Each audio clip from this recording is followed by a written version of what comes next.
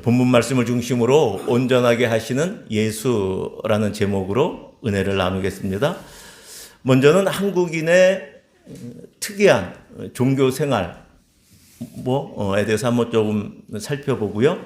26년 표를 다시 한번 읽어보고 온전하게 하신다라고 했는데 온전이란 단어, 완전이란 단어가 무슨 말인가 좀 이렇게 의미를 같이 좀 이렇게 고정시키면 좋을 것 같습니다.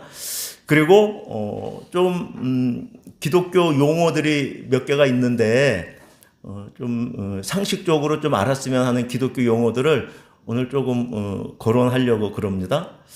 그러면서 개혁주의 신앙 전통의 온전과 완전이 무엇을 의미하는지 같이 공통된 개념을 갖고 있으면 좋겠습니다. 다음 주도 이 본문 가지고 예수님 어떻게 온전하게 하는지 또 어디에서 온전해야 될지 그러한 부분에 대해서 세부적으로 다음 주에 들어가고 오늘은 큰 틀에서만 좀 본다고 생각하시면 되겠습니다.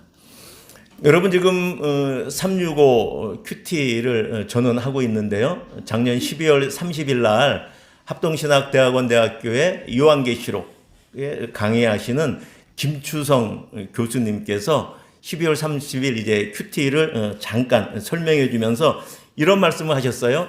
세상 사람들의 목표는 성공이다. 맞죠? 여러분 그런 것 같지 않아요? 세상 사람들의 목표는? 성도들의 인생의 목표는 뭘까요? 목사님이 그러시더라고, 교수님이. 성결이다. 성결. 거룩이죠.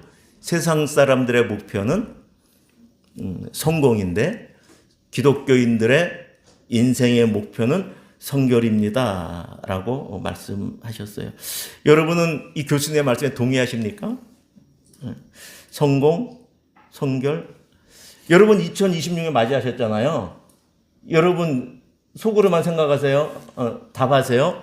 여러분은 26년에 계획이 여러 개가 있었는데 그거를 한 단어로 딱 말할 때 성공이었어요? 성결이었어요? 속으로만 말씀하세요.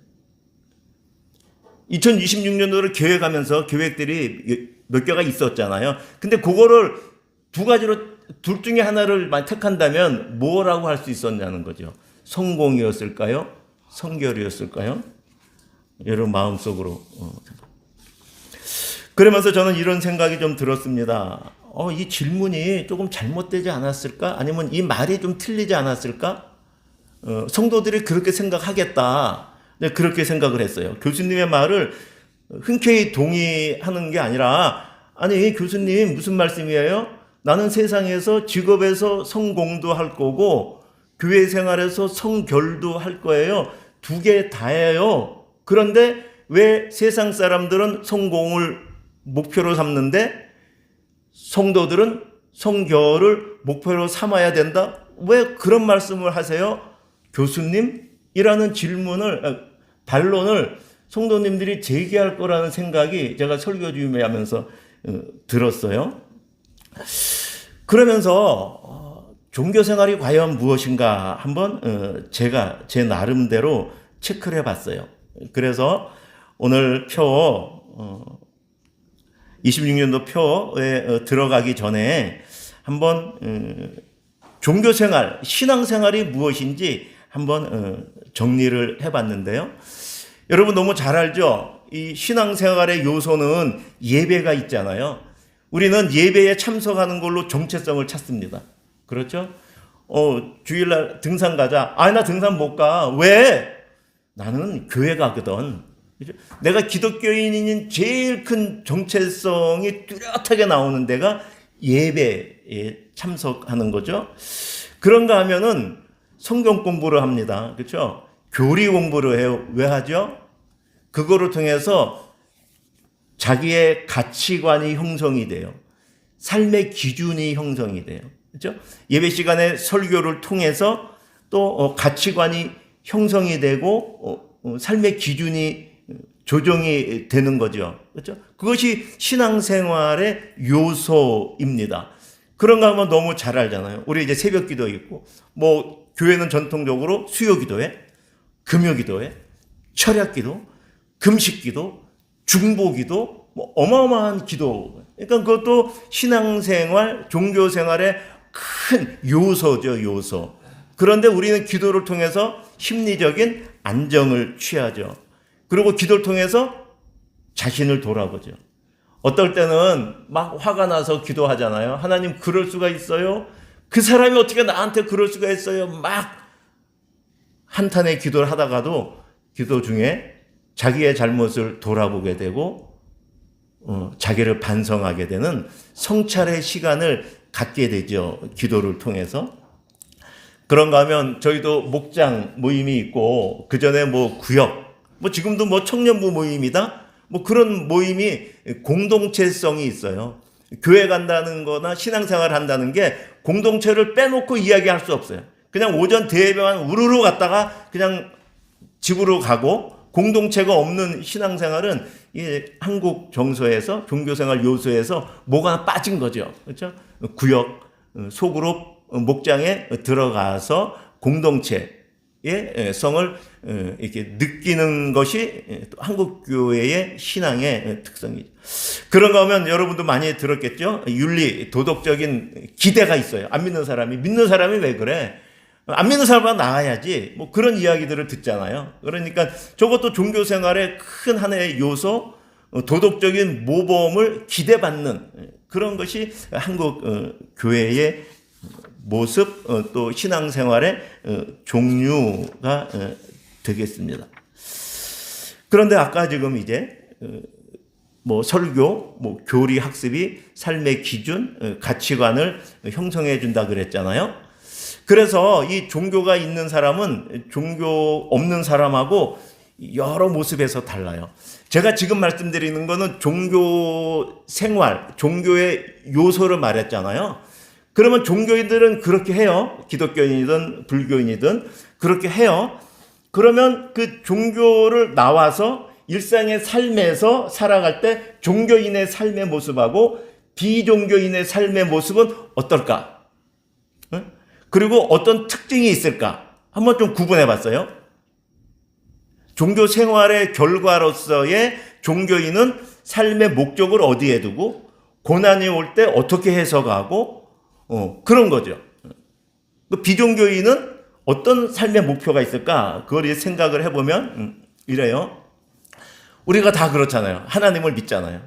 하나님 본 사람이 있어요? 없잖아요. 쉽게 말하면 초월에 계신 분이잖아요. 그러니까 우리는 하나님이 주신 초월적인 의미를 삶의 의미로 목적으로 갖고 있어요. 그런데 비종교인들은, 신이 없는 사람들은 그냥 내 경험, 그렇죠? 내 가치관, 인생을 살면서 형성됐던 것들, 그 다음에 나름대로의 자기의 철학을 가지고 스스로 자기 삶의 의미를 부여하고 삶의 목적을 가져갑니다. 이해되시죠? 그렇죠? 여러분하고 그렇지 않은 사람이 그렇잖아요. 그런가 하면 고난, 위기들이 닥쳤을 때 인생에서 우리 기독교인들, 종교인들은 그것을 또 하나님이 허락하셨다, 또 하나님이 여기서 이길 힘을 주신다, 그러면서 그거를 성숙의 기회로 해석을 하려고 합니다. 힘들지만 그렇게 하려고 해요. 그런데 비종교인들은 뭐 신이 없으니까 그냥 자기가 맞닥뜨려진 거예요. 사고가 난 거예요. 문제가 생긴 거예요. 어떻게 해요? 문제 해결해야죠.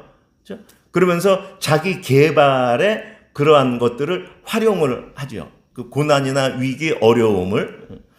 그리고 말씀드린 대로 종교인들은 강한 공동체에 의존을 하고, 비종교인들은 그런 공동체가 없잖아요. 그냥 뭐 동호회 정도 있을까? 많이 없죠. 그러니까는 개인주의적인 성향이 아주 강합니다. 개인주의적인 성향. 우리들은 공동체 중심으로 생활을 하죠. 윤리는 어때요? 저희는 성경에서 하나님이 말씀하신 경전, 또 교회, 또 우리 장로교회 신앙 전통, 예랑교회가 속해 있는 개혁주의의 신앙 전통에서 묻어있는, 배어있는 그러한 윤리를 하려고 하죠. 그런데 비종교인은 사회 규범대로만 하면 되는 거죠. 사회 규범에 벗어나지 않게, 그리고 내 가치관대로, 그러니 요즘 시대에 합리성만 따져서 하는 거, 살아가는 윤리를. 그리고 궁극적인 목표는 저희는 이 세상에 있지 않죠. 초월적인 것에 있죠. 그런데 비종교인들은 현세적인 것에 있어요. 우리는 초월적인, 하나님이 초월해 계시니 우리는 초월적인 것에 궁극적인 목표가 있고, 비종교인들은 현세적인 것에 있다. 현세적이라는 것은 행복, 성공, 자기 실천, 여기에 목표가 있다라고 합니다. 그리고 자기의 정체성, 나는 누구인가라는 것을 해석해 낼 때 우리 종교인들, 기독교인들은 우리 종교적인 그 소속감이 큰 영향을 미치잖아요. 나는 하나님의 자녀야. 그런 정체성이 있잖아요. 그런데 종교가 없는 사람들은 그냥 자기의 선택이나 자기의 경험대로 자기를 판단하는 거예요. 거의 뭐 진화론적이겠지만, 그렇죠? 그렇게 판단을 하죠. 그런가 하면 심리적인 안정을 저희 성도들은 기도, 예배, 또 공동체에서 나를 지지해주고 나와 위해 기도해주고 그런 쪽에서 심리적인 안정을 취하는 반면에, 비종교인들은 자기 취미 생활을 통해서 힘든 그것을 안정을 취하려고 그러고, 자기 관리, 또 상담 같은 걸 통해서 안정을 취하려고 하죠. 여러분은 이 둘 중에 혹시 어느 쪽이라고 생각하세요? 뭘 왔다 갔다 하겠죠? 무슨 말씀을 드리는 거예요, 제가? 여러분, 교회가 세속화되어 있다고 말을 많이 해요. 그게 무슨 얘기예요?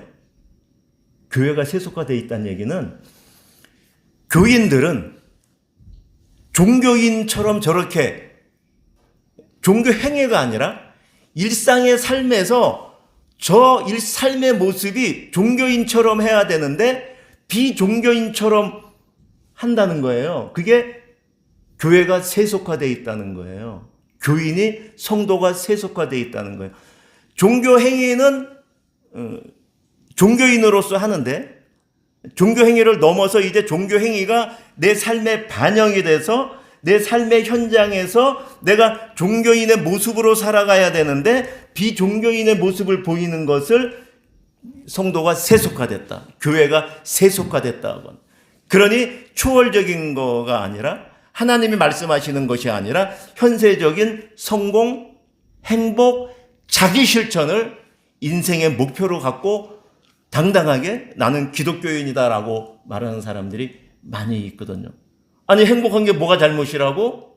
그 말을 지금 하고 있는 게 아니라 궁극적인 목표를 내가 어디에 두냐라고 했을 때 초월적인 그 하나님과의 관계성이 아니라 세상의 행복, 성공, 자기 실천을 당연하게 내 궁극적인 목표로 갖고 있는 성도들이 많다는 거죠. 사회적인 규범도 그렇죠. 동성애라든지 많은 부분에서 하나님 말씀보다 어떤 세상의 규범이나 세상에 흐르는 문화를 따라가는 거죠. 그러니 이제 그것을 교회가 세속화되어 있다라고 말하는 거죠. 그러면서 저도 사실 이 비종교인 종교인의 예배 그 행위 자체는 앞에서 봤다시피 종교 생활을 했는데, 종교인으로서 사실 삶의 모습에선 종교인이 갖추어야 할 그런 삶을 살지 못하고 비종교인하고 똑같이 살지 않았나. 제가 살았습니다. 그렇게 살아왔던 제 모습을 보게 됩니다. 그러면서 이러한 것이 어떻게 차이가 나지 않을까? 차이가 나야 되는데, 그렇죠? 차이가 나야 되잖아요. 그렇죠? 차이가 안 나면 그건 종교 생활을 해야 될 이유가 있을까요? 그렇죠? 그 종교 생활이 나에게 영향을 하나도 안 줘. 근데 뭐 취미 생활하는 것도 아니고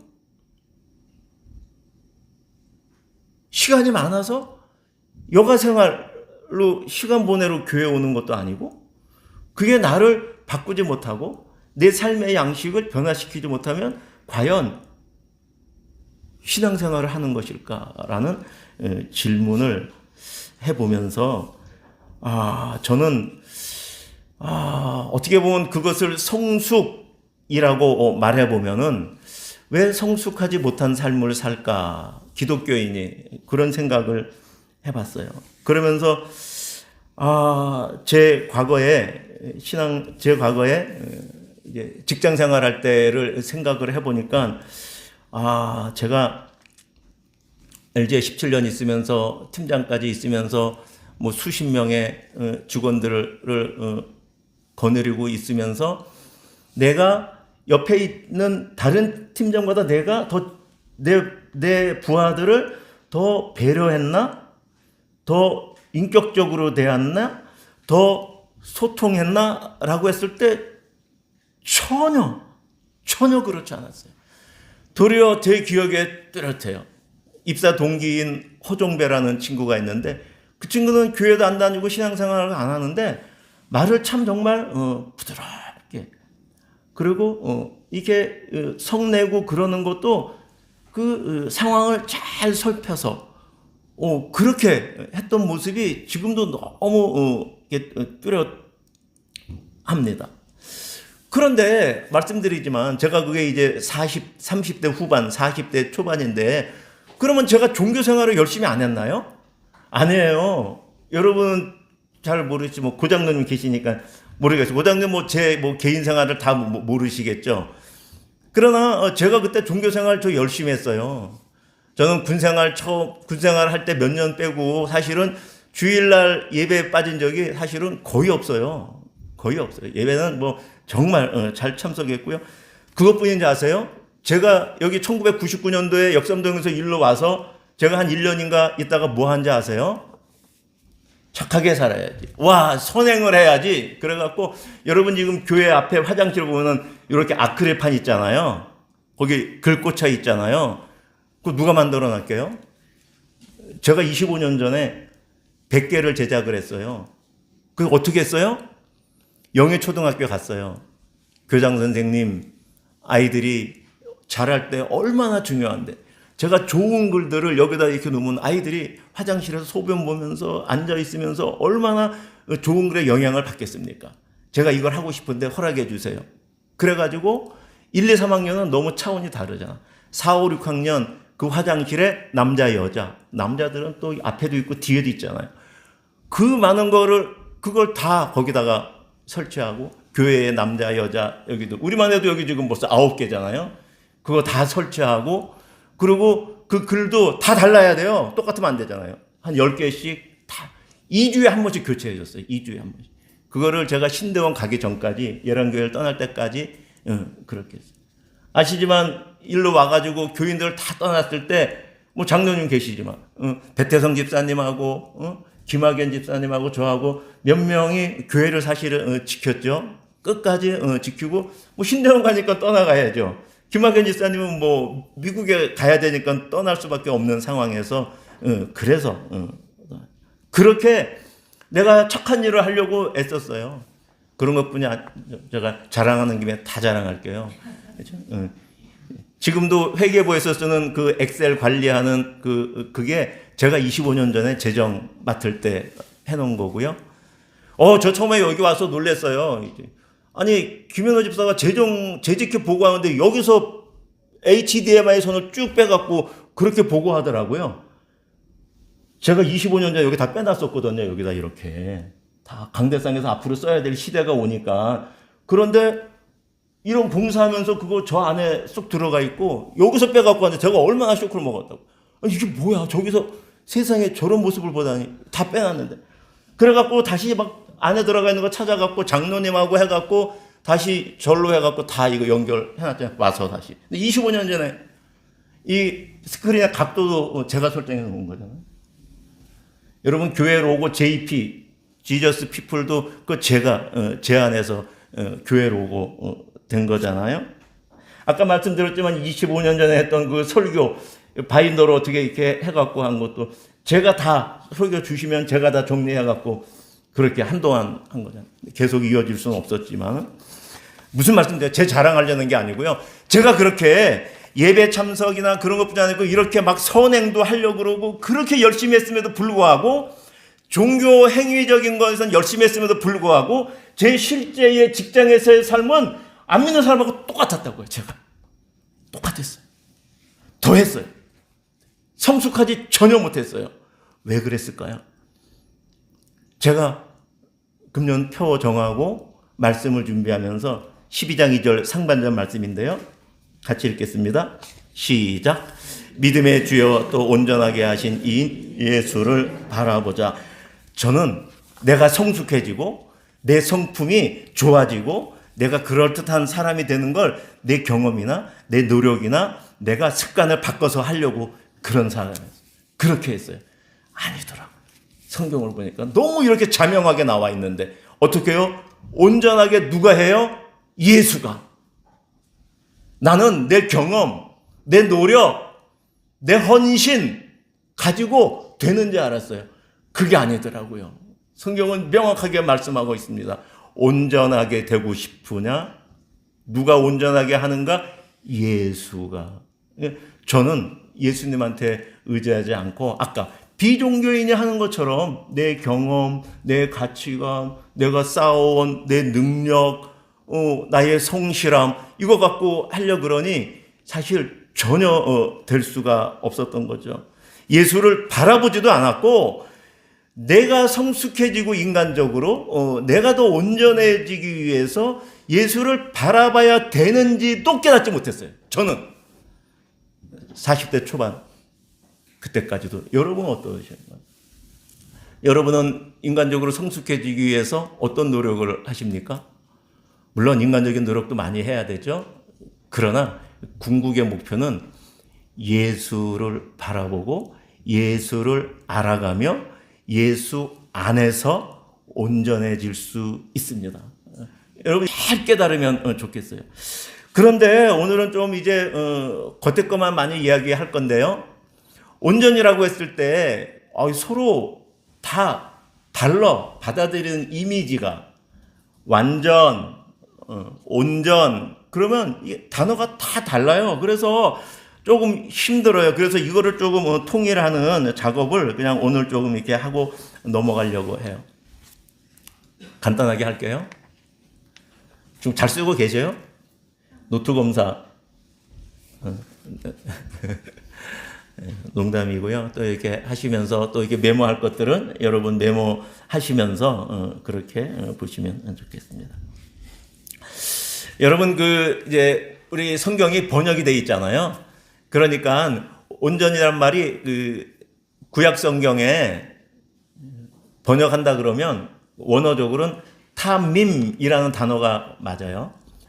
근데 그거를 번역할 때 온전이라고 기계적으로 1대1로 하지 않고 문맥에 따라서 다 바꿔서 하는 거예요. 그렇죠? 어디에는 완전으로도 하고 어디에는 뭐 성숙이라고도 하고 어떤 데는 뭐 장성한이라고도 하고 그걸 다 바꿔서 이렇게 번역을 해요. 그런데 어쨌든 원어적으로 이 탐밈이 쓰여진 요거 온전의 기본적인 의미는 성숙함, 진실한 이런 게 의미고 이게 어디에 쓰였냐면 창세기 17장 1절입니다. 시작. 아브라함이 99세 때에 여호와께서 아브라함에게 나타나서 그에게 이르시되 나는 전능한 하나님이라 너는 내 앞에서 행하여 온전하라. 근데 성경에 완전하라고 돼 있죠. 근데 저기에 쓴 원어는 탐임이거든요. 그래갖고 온전이 더 적합한데 문맥상 완전으로 번역을 해놓은 거예요. 근데 어쨌든 저기 원어는 이렇게 탐임이고 그 뉘앙스는 뭐냐 하면 흠 없음을 강조하는 거고 하나님 앞에서 진실한 성숙한 상태예요. 여러분 우리 하나님이 전능하시잖아요. 우리 사람 피조물이잖아요. 우리 유한하잖아요. 아니 하나님께서 유한한 아브라함에게 너 퍼펙트 해야 돼 나처럼 뭐 그렇게 했겠어요? 쉽게 말해 100점 맞아야 돼 그렇게 했겠어요? 그게 아니라 내 앞에서 진실하고 내 앞에서 성숙해야 돼 라고 한 뜻이 더 맞다는 거죠.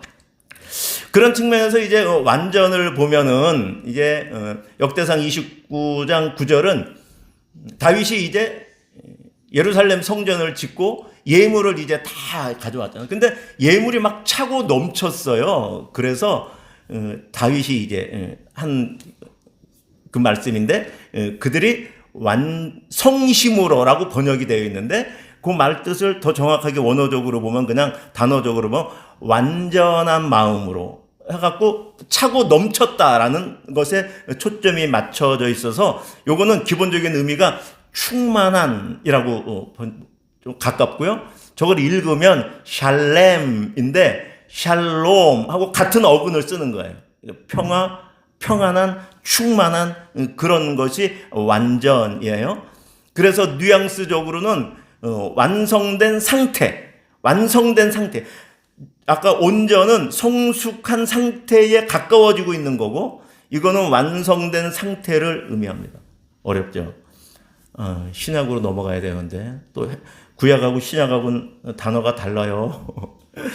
그런데, 신약에도, 온전이라는, 텔레이오스는 성숙함, 목적에 도달함, 마태복음 5장 48절이요. 너희 아버지의 온전하신 같이 너희도 온전하라 라고 했을 때 이것도, 성장, 그렇죠?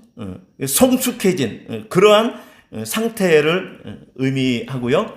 그런데 완전이라고 번역했을 때도 그 원어는 똑같아요. 텔레이오스를 그냥 완전이라고 번역하는 거예요. 그 다음에 텔레이오스의 동사형인 텔레이오를 완전하다라고 번역하는데 같은 말을 온전 완전을 쓰는데 그 뉘앙스가 달라요. 그렇죠? 자, 요한복음 19장 30절은 예수님이 십자가에서 신포도주를 마시고 돌아가시면서 하신 마지막 말씀이죠. 같이 읽을까요? 시작. 예수께서 신포도주를 받으신 후에 이르시되 다 이루었다라고 했을 때 이게 이제 이 단어를 쓴 거예요. 그러니까 여기에서 완전이라는 것은 다 이루었다, 목적을 다 이룬 거, 그렇죠? 목적을 달성한 걸 말하는 거예요. 완전은 목적을 달성, 온전은 어떤 목적에 막 성숙해진 상태, 성장의 완성, 이런 쪽에. 그래서 다시 한 번 더 정리를 해보면 이런 거죠. 신약이든 구약이든 헬라어든 히브리어든 온전이라는 것은 도덕적인 영적인 성숙, 그 다음에 성장의 성숙, 성장에 가는 과정, 상태, 그리고 성품의 성숙을 의미하는 쪽이 온전.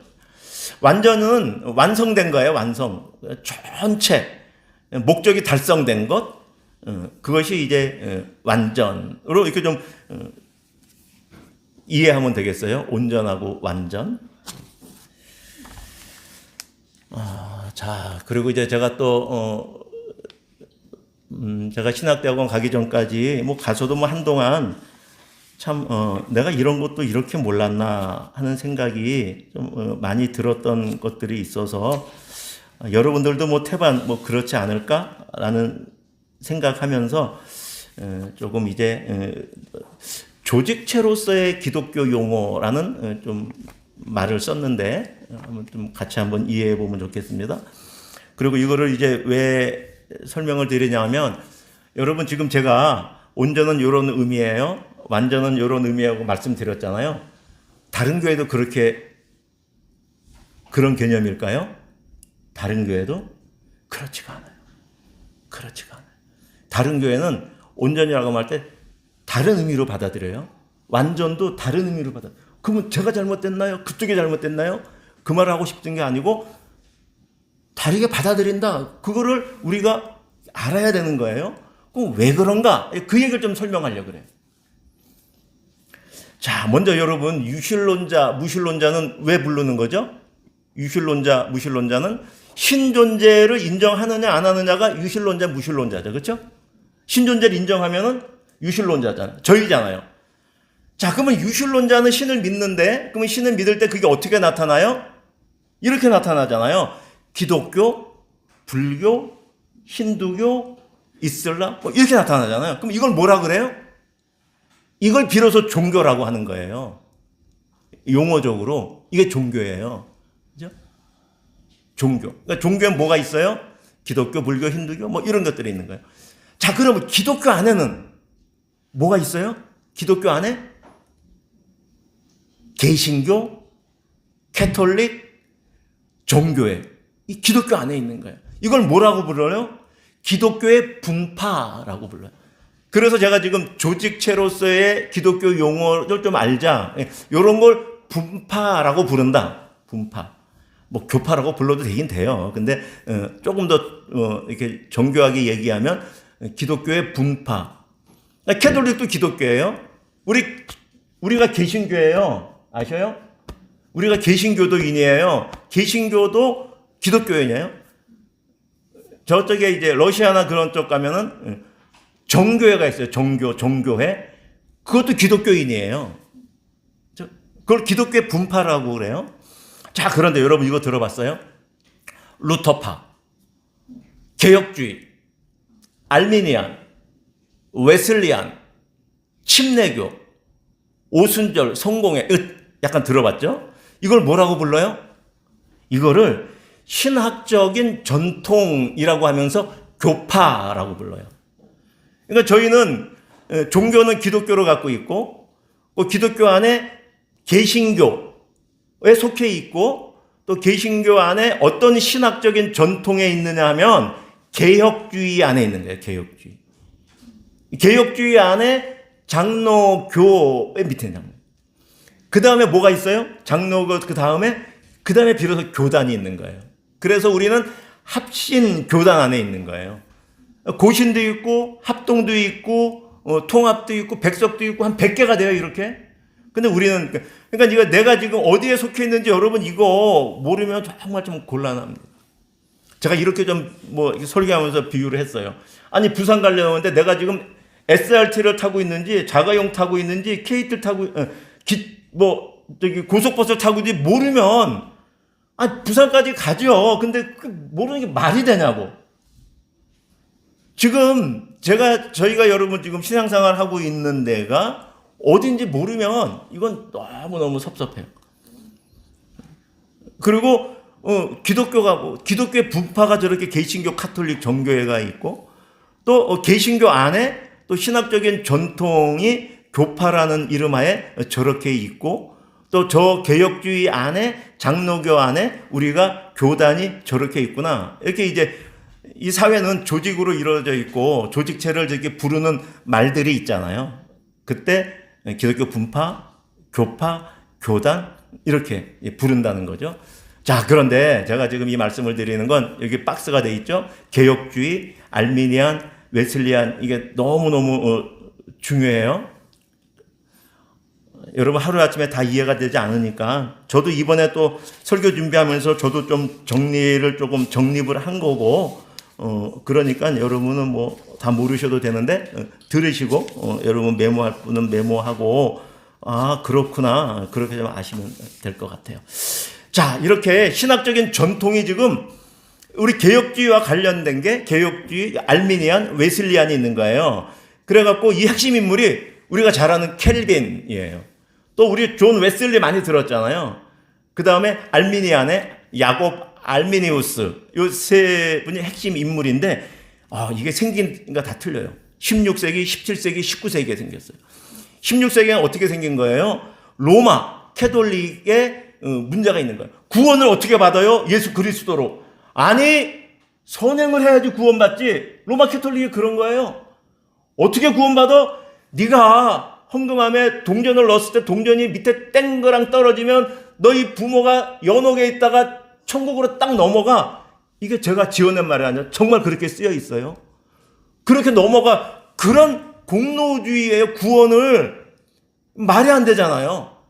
여기에 문제를 제기하고 반발하고 거기 캐톨릭을 개혁하려고 그랬지만 개혁이 안 돼서 그들이 사제에서 추방당했니 거기 소속이 아니고 만들어진 게 쉽게 말하면 개혁주의예요.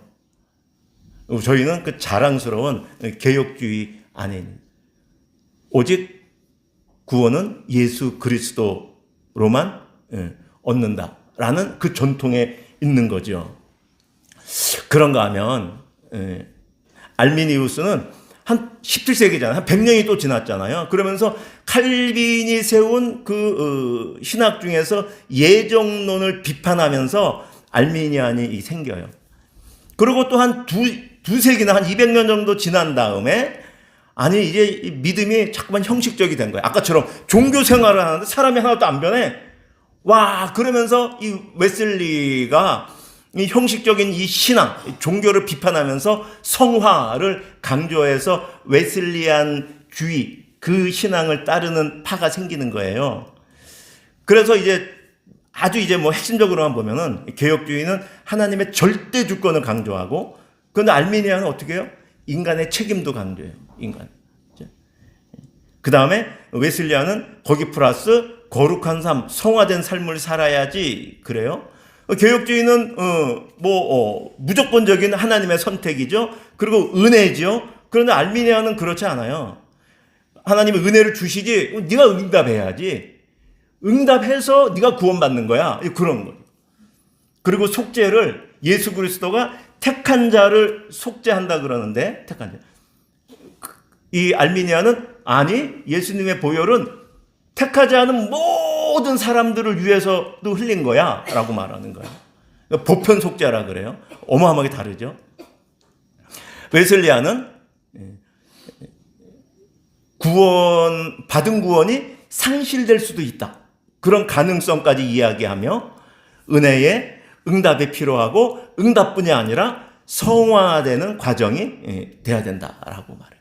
그런데 지금은 이게 좀 많이 희미해졌는데요. 짬뽕이 됐어요. 교회들이.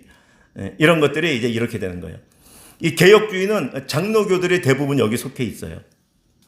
그 다음에 알미니안 쪽에는 침례교나 순복음 쪽이 이쪽에 많이 속해 있어요. 그리고 웨슬리안주의는 감리교나 선교교가 이렇게 있어요. 물론 좋은 초등학교 나왔다고 다 공부 잘하는 거 아니잖아요. 그러니까 감리교에 있다 그래갖고 다 이렇게 무조건적인 선택이나 은혜 중심을 틀렸어 그렇게 말하는 게 아니고 다 이렇게 섞여 있다고 보면 돼요. 그러나 신앙적인 전통이 흘러올 때 저 큰 흐름이 있었다는 거예요. 그리고 그 큰 흐름은 신학교에서 딱 그렇게 지켜지고 있죠. 근데 교회들이 사실은 삶의 현장에서 저쪽이 막 좋은 것 같아. 그러면 그거 막 가지고 와. 그냥. 그렇죠? 이거 막 또 가지고 오고. 그러니까는 지금은 장로교도 없고, 순복음도 없고, 특색이 없어. 다 짬뽕을 시켜놔가지고. 그렇죠? 안타까운 상황이죠.